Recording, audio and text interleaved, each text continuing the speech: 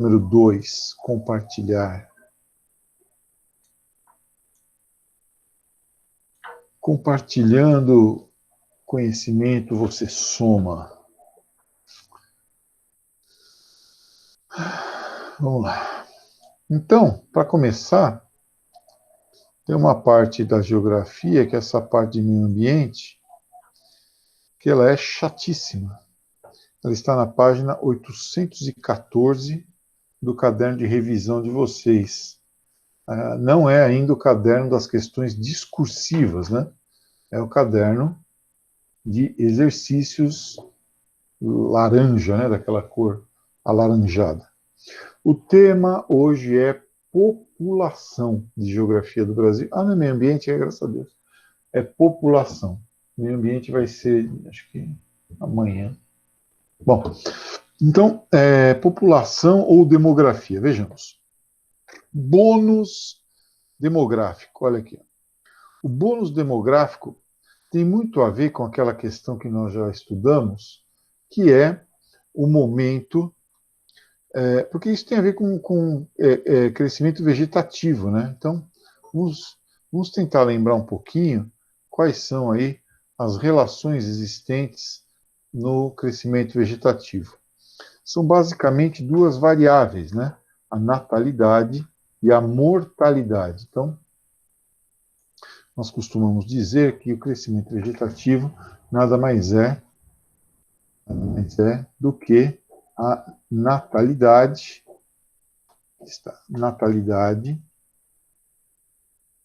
menos a mortalidade. Isso é o crescimento vegetativo na sociedade, que pode ter aquelas condições, né? O crescimento positivo, o crescimento neutro e o crescimento negativo, é o nome que se dá, crescimento negativo. O crescimento positivo é aquele em que a natalidade é maior do que a mortalidade. Nascem mais bebês que morrem. Nascem mais pessoas do que morrem. Depois, o neutro é quando a natalidade e a mortalidade são estatisticamente iguais. E o negativo é aquele em que a natalidade é menor do que a mortalidade. Tá? Existe um certo momento em que ter esta situação aqui, ó, é alguma coisa favorável. Tá? Então, num primeiro momento, isto aqui é favorável. Por quê?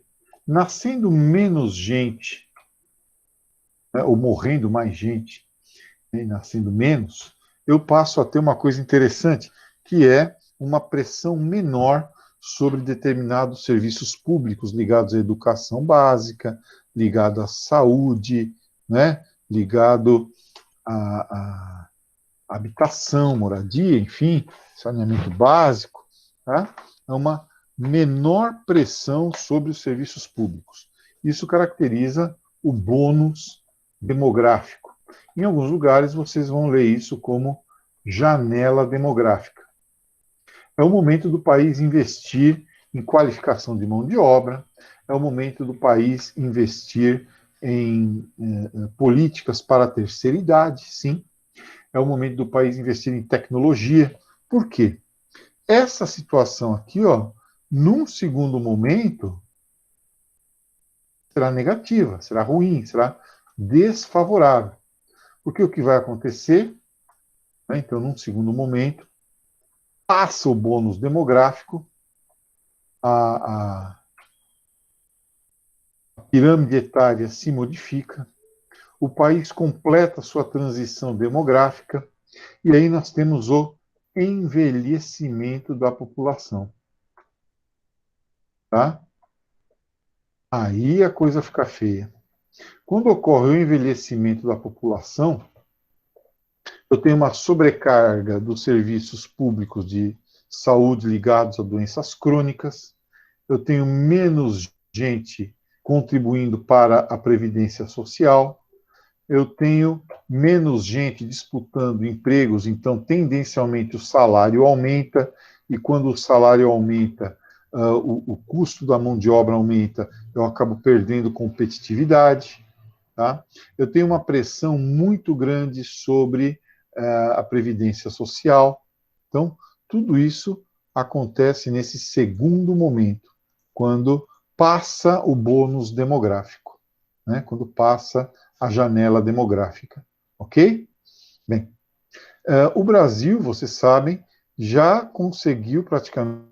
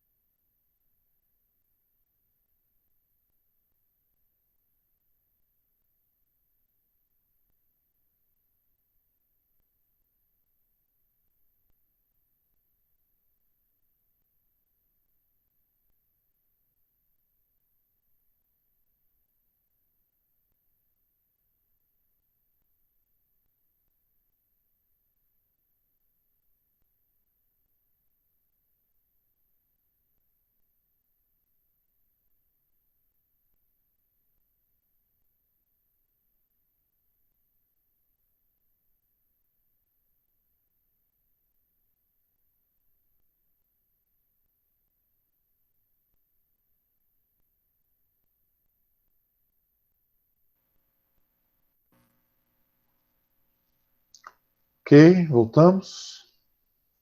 Voltamos. Voltamos? Todos me ouvem? Muito bem. Vamos voltar então a compartilhar a nossa tela. Obrigado, Guilherme. Peço perdão a vocês pela internet de padaria pequena que eu estou tendo que usar aqui. Bom, então é um momento em que não há mais aquela pressão sobre os serviços públicos, né? Tá? E o que a sociedade deve fazer nessa hora? Das opções que estão aqui. Atrair imigrantes? Não. As sociedades atraem imigrantes e partem para políticas natalistas aqui, ó, no segundo momento. Tá? Aí realmente é o que a Europa está fazendo agora, por exemplo, né?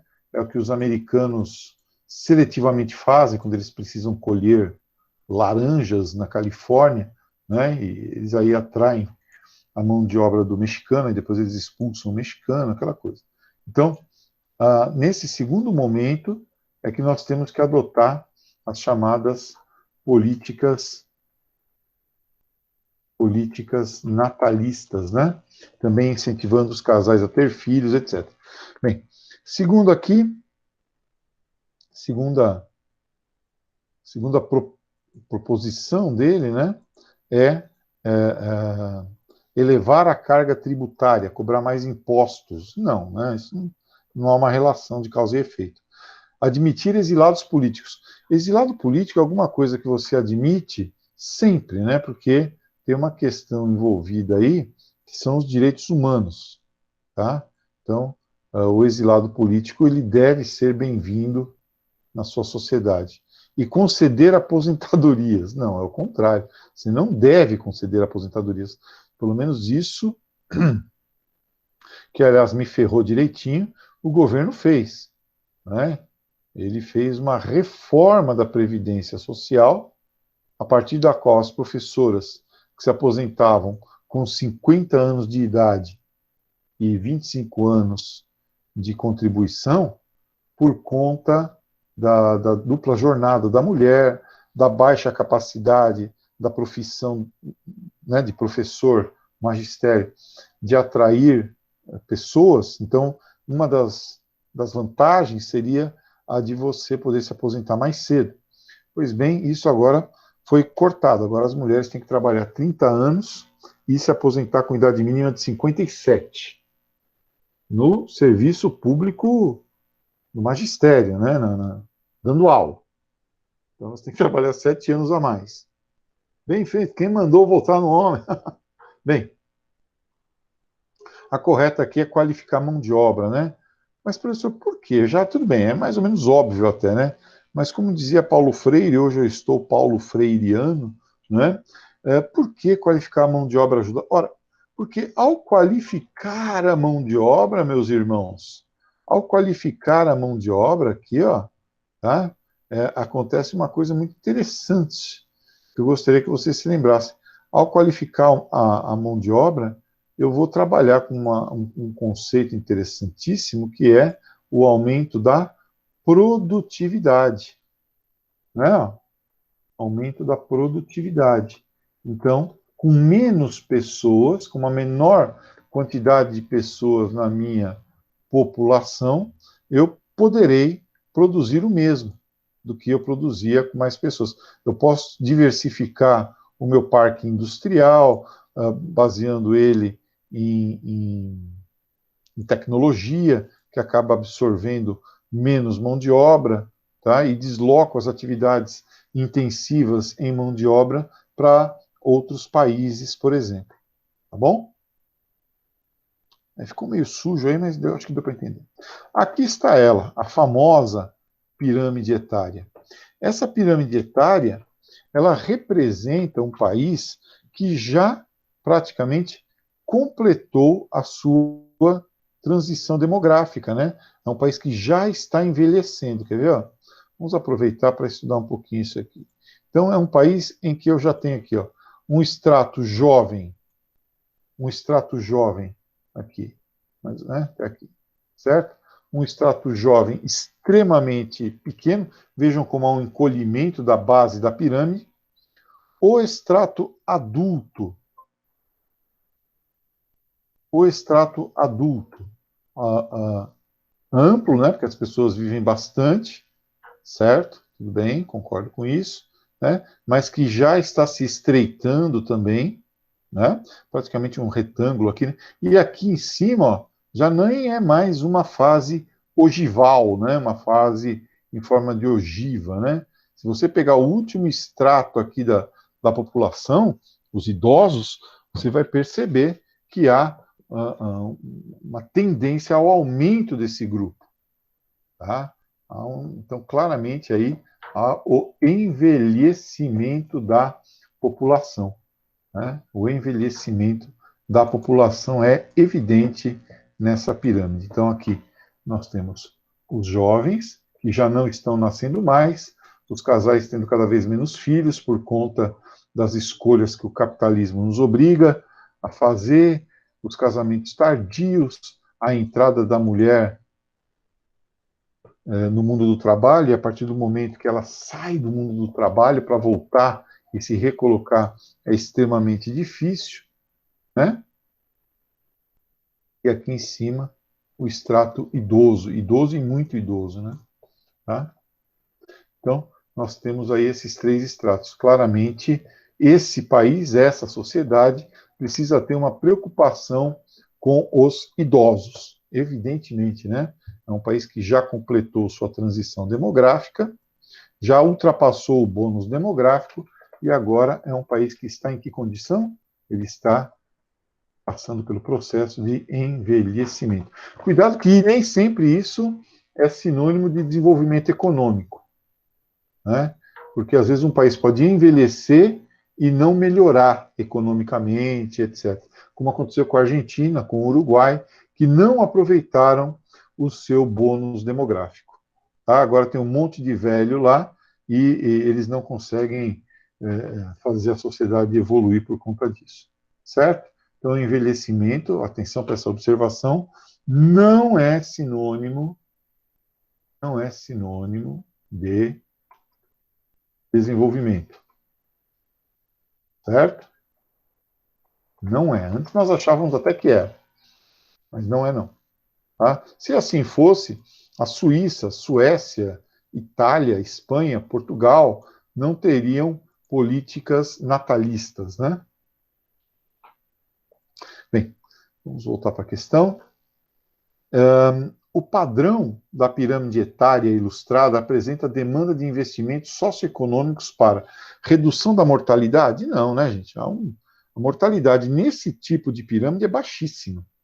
Tá? Você pode notar que você tem aqui uma continuidade, né? Poucas crianças morrendo aqui na passagem de 0 para 5 anos, né? Uma redução muito pequena. Tá? Aqui, evidente, né, a promoção de saúde dos idosos, cuidando de diabetes, pressão alta, neoplasias, né, câncer, doenças coronarianas, tá? E outra coisa a destacar, aproveitando ainda esse gráfico, essa pirâmide etária, é sempre o predomínio de mulheres, né? As mulheres sempre vivendo mais do que os homens, em função de hábitos de vida mais saudáveis, em função de não se envolver em brigas de bar, brigas de torcida, né? As chamadas causas externas, né? Porrar o carro e morrer, né? Então, nada disso. Terceira questão, uma ação tomada por alguns países que pode funcionar é proporcionar bolsas de estudo e empréstimo para aqueles que querem estudar em centros universitários. Olha que coisa bonita. Proporcionar bolsas de estudo e empréstimos para aqueles que querem estudar em centros universitários fora do país, com a contrapartida de, após a conclusão, essas pessoas paguem ao governo voltando e trabalhando no país de origem. Desburocratizar o exercício de certas profissões e incentivar centros de excelência. Que bonito, hein? Que bonito. Para que fazer isso? Para evitar a saída da mão de obra altamente especializada do seu país. Evitar a chamada fuga de cérebros. Jovens que se formam em universidades públicas com dinheiro dos impostos de todos os brasileiros e aí vão, depois de formados, dependendo da profissão, né, havendo demanda no exterior, eles vão trabalhar nesses países que precisam de população, porque envelheceram. Só que eles não querem qualquer população, eles querem jovens qualificados. Então, o país subdesenvolvido qualifica o jovem com dinheiro público e o país desenvolvido se beneficia dessa mão de obra. Então, o que ele está propondo aí? Primeiro, um programa que teve no Brasil, né, nós tivemos aqui no Brasil até alguns anos atrás, o chamado Ciências Sem Fronteiras, tá? Em que jovens universitários iam fazer cursos de pós-graduação, mestrado e extensão nos Estados Unidos, Canadá e Europa, com o compromisso de, na volta, cumprirem uma quarentena, que era também beneficiados aí, né, por um programa chamado Profix, que é o Programa de Fixação de Cientistas e Pesquisadores. Tudo isso acabou. Tá? Tudo isso acabou. Né?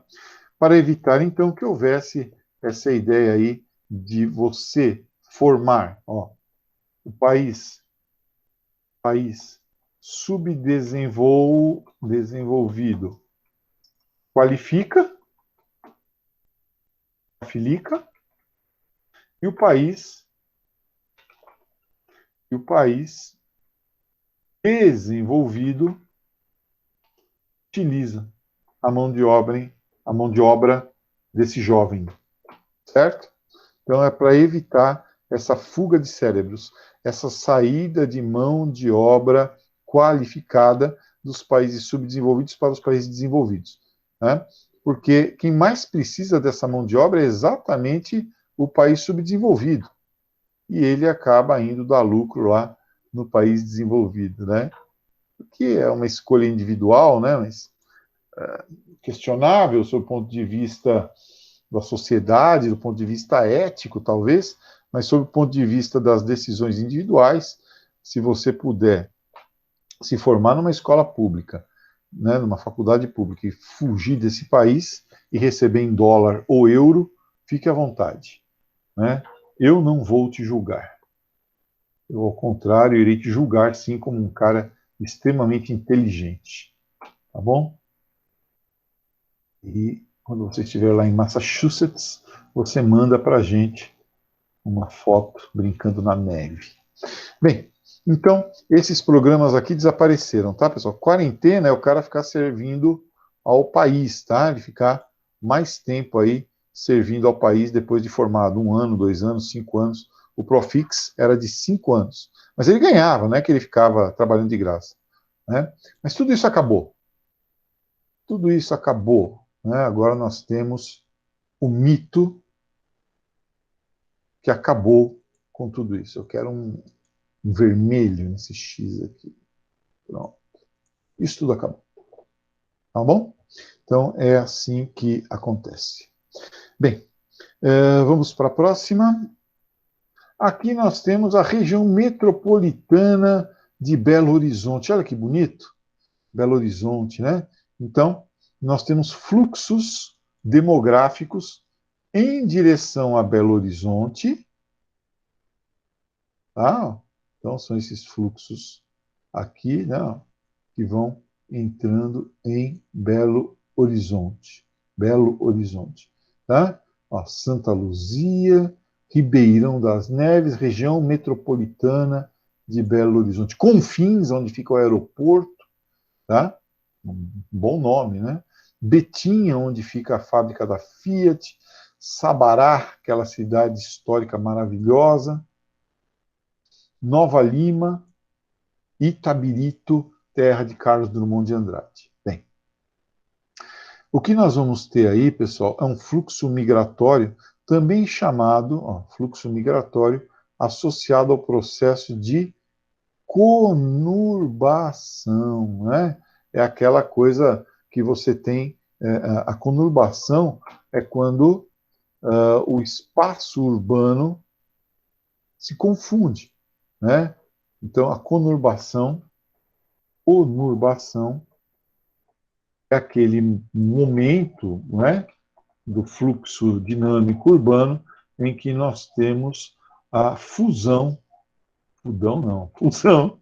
de dois espaços urbanos, que se tornam, então, contínuos, né? Nós temos a continuidade desses espaços urbanos através do território mesmo ou através dos fluxos migratórios, né? Por exemplo, aqui na nossa região, todos os dias de manhã, as pessoas vão para São Paulo, nos chamados movimentos pendulares, né? Para trabalhar, para estudar, etc. Tá?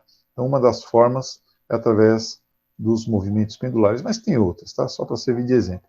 Quando essa conurbação, quando essa continuidade de espaços geográficos entre cidades acontece entre duas metrópoles, nós chamamos de formação de uma megalópole. Então, megalópole nada mais é do que a conurbação entre duas metrópoles. Certo?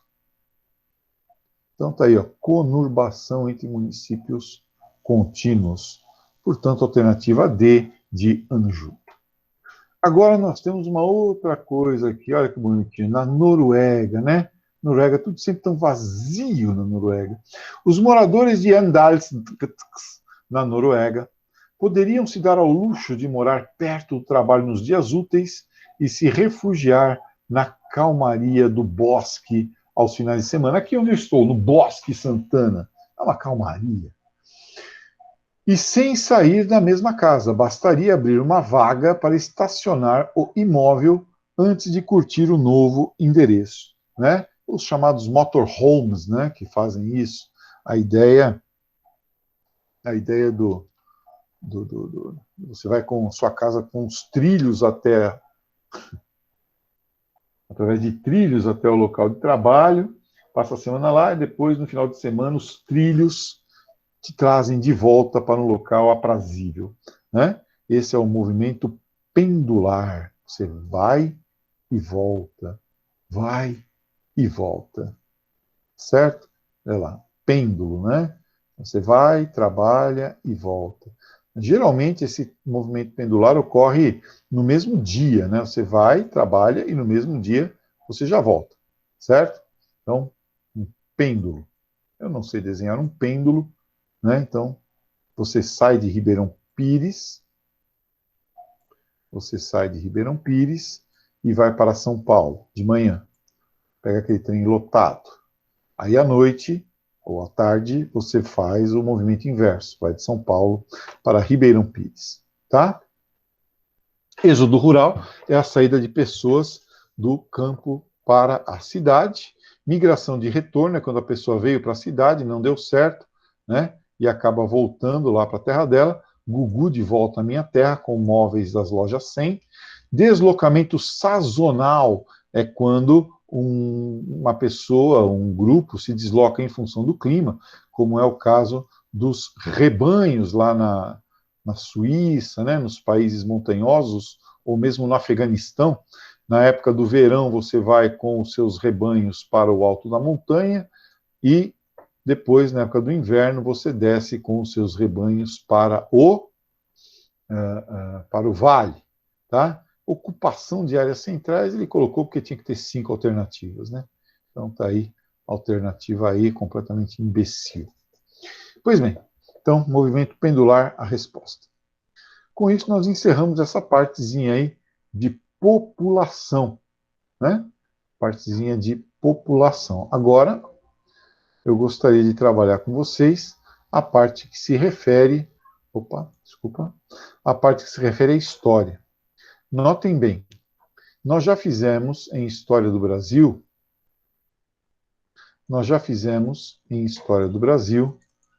vários exercícios, né? Brasil colônia, depois fizemos Brasil Império, e agora vem uma parte que não dá para trabalhar de uma vez.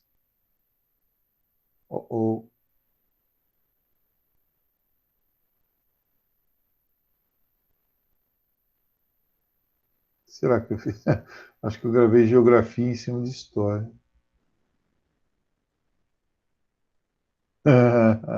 Sim, eu gravei geografia em cima de história. Muito bem, não tem problema, a gente trabalha direto com a apostila. Peraí. Calma, calma, calma. Muito bom. Vamos lá. Eu vou pegar, pessoal, a apostila de história mesmo, tá? Trabalhar direto no livro. Eu não gosto de fazer isso, mas vamos lá. Então, só um minutinho que eu tenho que achar tudo aqui agora. Está caderno Theaters, caderno de revisão, tá aqui. Terceiro ano do ensino médio, história. Aí ele vai lá buscar, e aí ele busca. Aí o professor pega aqui e acha o assunto. Porque o professor idiota gravou a aula de geografia em cima da aula de história. O que é também algo normal, vindo de uma pessoa analógica como eu. Então vamos aqui ver se eu acho. Deve ser mais ou menos página 45, talvez. Vamos ver. Então, só o que eu queria dizer é que, na verdade, nós vamos trabalhar a parte de geografia do Brasil hoje, da República, só a República Velha, tá bom? Só a República Velha. Está aqui, ó. Pronto. Não, não está aqui, não. Deixa eu ver. Exercícios. Tananã. Ai, ai. Como dizia meu pai, a cabeça não pensa, o corpo padece, né? Peraí, História do Brasil está depois de História Geral? Não, tá aqui. Está me dando pânico isso aqui. Estou começando a ter uma crise de pânico. Vocês não podem perceber.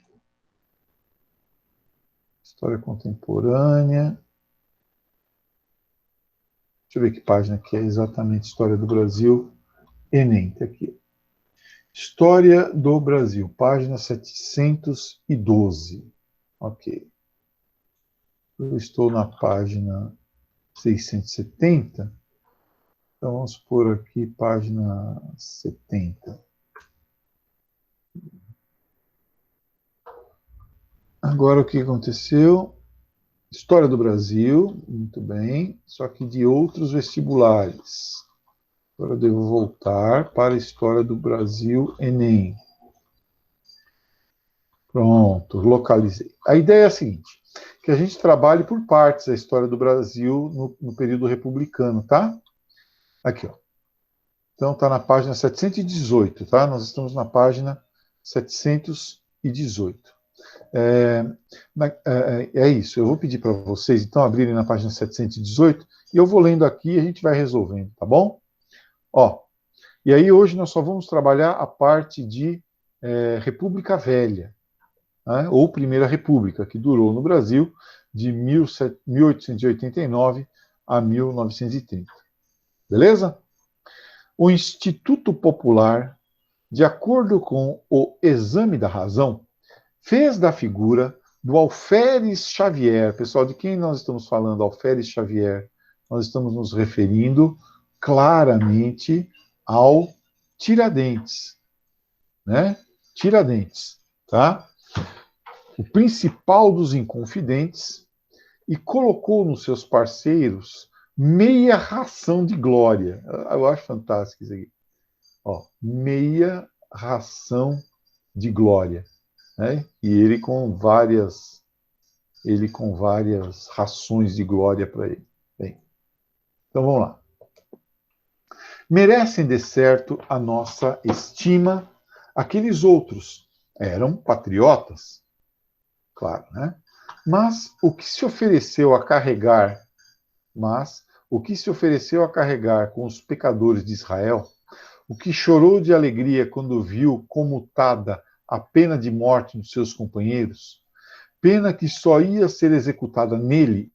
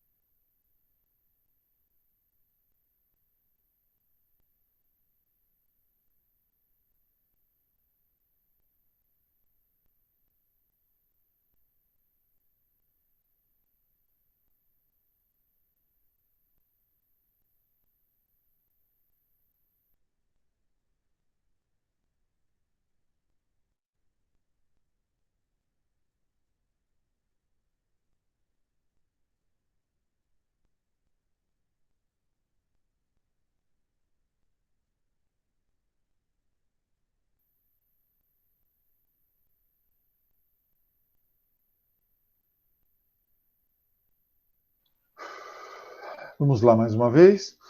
Eu dizia que, nessa questão, eu vou achar de novo aqui, criou-se o imaginário a respeito aí da figura do próprio Jesus, tá? E o Machado de Assis segue essa mesma linha.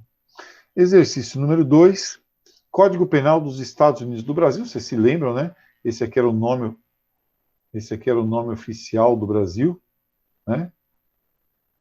Estados Unidos do Brasil, 1890. Isso, inclusive, eu só gostaria de lembrar que interfere também na nossa própria visão de país, né? Dos crimes contra a saúde pública. Artigo 156. Oi. Peraí que alguém quer falar aqui. O que será que aconteceu? Peraí. Oi. Professor, não está apresentando. Ah, tá. Obrigado. Você está certíssimo. Eu lhe agradeço demais. Obrigado também, Júlia. Hoje está difícil, hein, gente? Pronto. Agora vai, hein? Que legal. Abre. Bem, então aqui eu falava antes, né? Puta que pariu. Ficando irritado.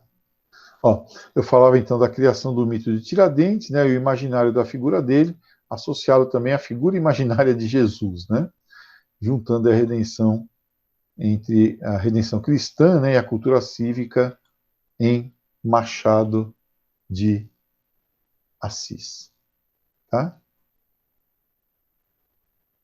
Namastê, é isso aí. Bem, namastê à parte, vamos voltar então, onde que eu estava? Eu não sei mais onde que eu estava. Aqui, pronto.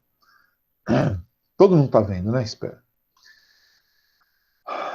Exercer medicina em qualquer dos seus ramos, a arte dentária ou a farmácia, praticar a homeopatia, a dosimetria, o hipnotismo ou o magnetismo animal sem estar habilitado sem leis e regulamentos. Então você tem que estar habilitado para ser um hipnólogo, né? Você não podia ser que nem o paranormal Fábio Fuentes. Dorme. Acorda, agora você é um cachorro. Au, au, au. Bem, artigo 158. Ministrar ou prescrever como meio curativo, sob qualquer forma preparada, substância de qualquer dos reinos da natureza, fazendo ou exercendo assim o ofício de curandeiro. Isso aqui reduz, então, as possibilidades da medicina popular. Claramente, né? Você reduz aqui as possibilidades da medicina popular, né? Você parte, então, apenas a ideia você quer punir o curandeirismo, você quer punir a farmácia, né, que era o primeiro médico, tá? Você quer punir as pessoas que receitam chazinho, né? Então isso aqui é excludente, você está excluindo um grande número de pessoas e excluindo quem se beneficiava disso, né? As pessoas que também se beneficiavam desse processo, né, que era alguma coisa importante na vida delas. Tá? Então, nós temos aqui claramente o elitismo. Né? Elitismo. É aqui que nasce o famoso ato médico. Tudo hoje em dia você precisa do médico. Você quer emagrecer, ai, tem que ir no médico. Não, vai no endocrinologista, vai no não sei o quê. Né? Aí o cara fala, você não está gordo não, pô. E o médico é gordo, ele é mais gordo que você. Então, bom, no início da Primeira República, a legislação penal vigente evidenciava, então, a condenação pela ciência do conhecimento popular de cura. E, evidentemente, quem exercia isso, né, fazendo com que o ato médico, para tudo você tem que passar no médico, você tem uma gripe, passa no médico, tá? Você tem unha encravada, passa no médico. e assim, tirando da mão das pessoas o controle sobre a sua própria saúde. Terceira questão, a revolta da vacina de 1904. Né? A revolta da vacina de 1904. Como acontece essa revolta da vacina?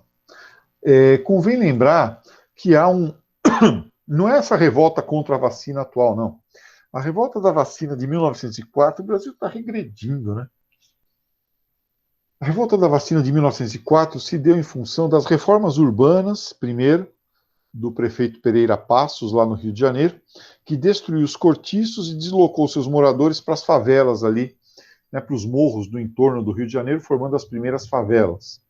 Também, aí sim, a campanha de vacinação obrigatória, sem nenhum esclarecimento, do seu secretário de Saúde e Saneamento, Oswaldo Cruz, em que as casas das pessoas eram invadidas e as pessoas eram vacinadas à força. Isso provoca uma onda, uma vaga, tá, de revolta, que inclusive acaba gerando aí um atentado contra o então presidente da República. Mostrou claramente o seu aspecto defensivo, desorganizado, fragmentado da ação popular. Aqui eu preciso tentar colocar uma informação, que é o seguinte. Olha aqui. A informação que eu gostaria que vocês lembrassem. A informação é onda. Não é um movimento, pessoal, assim, claramente articulado. É uma onda, é uma vaga, é uma maré, né? Ela passa diretamente aí. E do mesmo jeito que ela surgiu, ela desaparece, tá? Então é uma onda, né? Desorganizada, extremamente voluntariosa, etc., mas que não consegue ter uma reivindicação de longo prazo, tá? Uma onda é alguma coisa aí que vem curto prazo, tá? Curto prazo, sem nenhum tipo de organização, né? Alguma coisa sem objetivos políticos de longo prazo. É uma manifestação contra né, algo que está incomodando o povão, tá?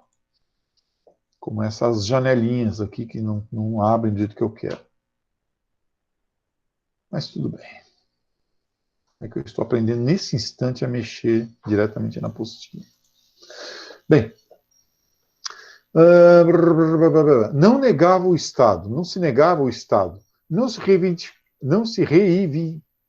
reivindicava participação nas decisões políticas. Defendiam-se valores e direitos considerados acima da intervenção do Estado. Né? Acima da intervenção do Estado. Tá? Talvez os defensores, aí, os anti-vacina, né? Eles talvez estejam justamente querendo defender, se você for tentar dar algum tipo de razão para eles, né? Legal assim. Uhum. Bom, você vai tentando dar alguma razão, eles estão tentando falar em liberdade de expressão, escolha e tal. O problema é que a escolha deles impacta a escolha dos outros, porque quando eu não me vacino contra o Covid, eu posso transmitir Covid para outra pessoa, ainda mais uma doença meio desconhecida, né? A mobilização analisada apresentou um alerta na medida em que a população questionava o arbítrio governamental, quer dizer, a incapacidade do governo dialogar com a população. Vamos para o quarto exercício.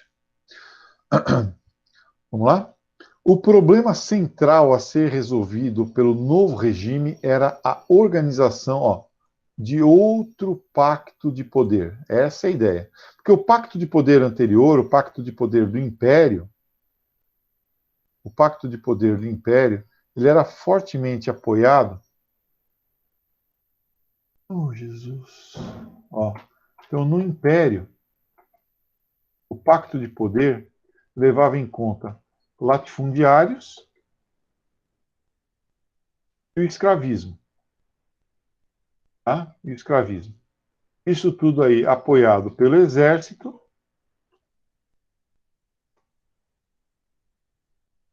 e pela igreja. Tá? Quando o Império já não dá conta mais desses elementos, ele acaba sendo derrubado. É preciso, então, um novo pacto de poder que leve em conta os novos personagens da política brasileira. Então, a classe média urbana, tá? Os cafeicultores, que querem mão de obra livre, não querem mão de obra escrava, os positivistas, como, né, o Benjamin Constant e a turma dele lá, certo? Então, é preciso levar em conta este novo grupo, tá? Talvez, em algum momento, mais para frente, nesse pacto, o operariado, um novo pacto social tem que ser fundado, que pudesse substituir o arranjo imperial com um grau suficiente. O presidente Campos Salles resumiu claramente seu objetivo. É de lá, ó, dos estados que se governa a República. Por cima das multidões que tumultuam agitadas nas ruas da capital da União. A política dos estados é a política nacional. O que o Campos Salles, que entrou para a história também como Campos Selos, está propondo é um pacto federativo que leva em conta as oligarquias regionais, né? Oligarquias regionais, tá? As grandes famílias, né? Então, é uma fase muito clara de federalismo, que vai entrar para a história como política dos governadores, tá? Nós temos, lembra? Pessoal, isso aqui é importante lembrar, tá? Eu estou tentando aprender aqui agora, escrever aqui, mas é importante que você se lembre. Como funcionava essa política aqui. Temos os famosos 3 níveis, né? O nível federal.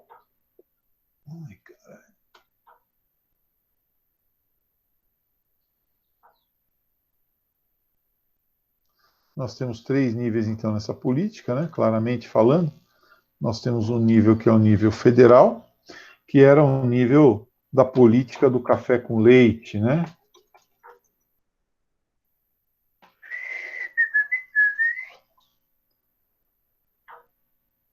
Em que mineiros e paulistas se alternavam no poder, tá? Café com leite. Depois, no nível estadual, a política dos governadores e no nível municipal, o coronelismo.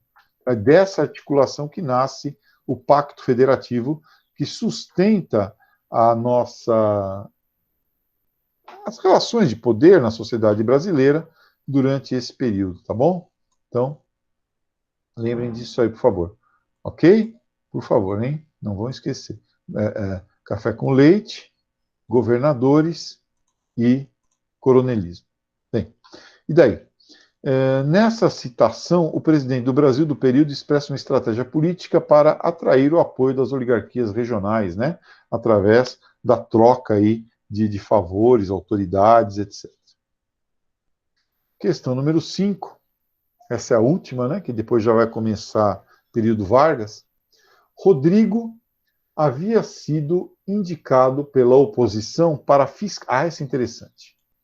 Fiscal numa mesa eleitoral. Rodrigo havia sido indicado pela oposição para fiscal numa mesa eleitoral, onde haveria voto. Porque era muito comum naquela época que houvesse a fraude. Certo, pessoal? Era muito comum nessa época que nós tivéssemos. Só um minutinho, deixa eu fechar de novo aqui. Era muito comum que nós tivéssemos fraudes eleitorais em grande quantidade. E aí o Rodrigo foi indicado. Ele era da oposição. Pôs o revólver na cintura, uma caixa de balas no bolso e encaminhou-se para o seu posto. Olha o clima das eleições.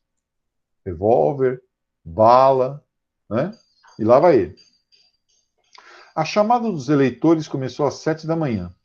Plantados junto da porta, capangas do Trindade, deve ser um fazendeiro local, ofereciam cédulas, então a cédula já vinha pronta, com o nome dos candidatos oficiais a todos os eleitores que entravam. Estes tomavam docilmente dos papeluchos e depositavam na urna.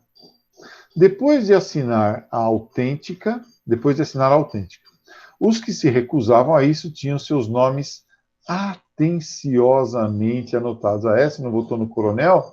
Você não quer votar no coronel, meu filho? Então, você vai ver o que vai te acontecer. Né?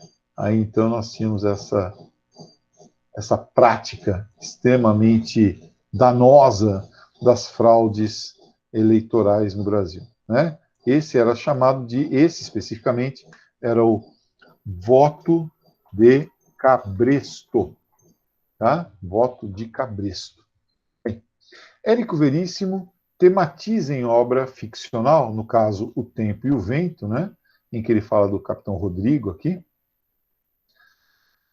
em obra ficcional, o seguinte aspecto característico da vida política durante a Primeira República. Claramente, a repressão explícita ao exercício do direito de voto, né? O direito ao voto livre, ao voto, enfim, que não tivesse nenhum tipo de mácula, né? Era o que acontecia nas eleições daquela época. Aliás, uma das grandes reivindicações depois dos tenentistas eram eleições mais limpas. Né? Bem, esses são os exercícios que se referem à República Velha. Na segunda-feira que vem nós teremos prova. Na outra semana nós voltaremos aí para fazer a segunda parte, que são os exercícios referentes ao período Vargas, tá bom? Amanhã nós temos então Geografia Geral, se Deus quiser, e na quarta-feira História Geral. Namastê, obrigado pela paciência e até amanhã.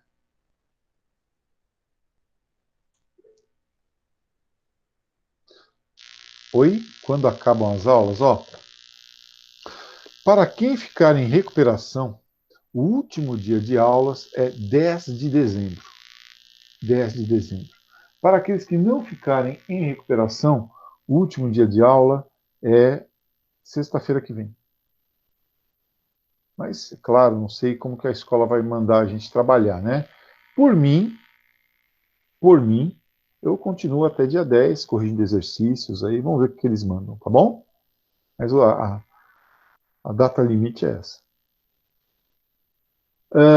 Eu acho que não. As provas de História e Geografia eu pretendo fazê-las de múltipla escolha. Vou fazer Filosofia e Sociologia, né, dissertativa, e a de História e Geografia de múltipla escolha. Tá bom? Ah, umas 25. Não, não sei. Talvez 5 e 5, né? Que a prova vale 5. Acho que 5 e 5 é um bom número. 5 de Filosofia e 5 de Sociologia. Não, não vamos ter aula, só a prova, né, como é costume. Tá bom? Aí eu vou falar antes com vocês, para vocês entrarem lá no ambiente, né, direitinho, o horário, e aí vocês entram, fazem a prova, ficam tranquilos. Ok? Mais alguma dúvida? Tchau, até amanhã. Se tiverem dúvidas, vão mandando aí que eu respondo. Um beijo no seu demanto e Sharanarébia Demanturrabi.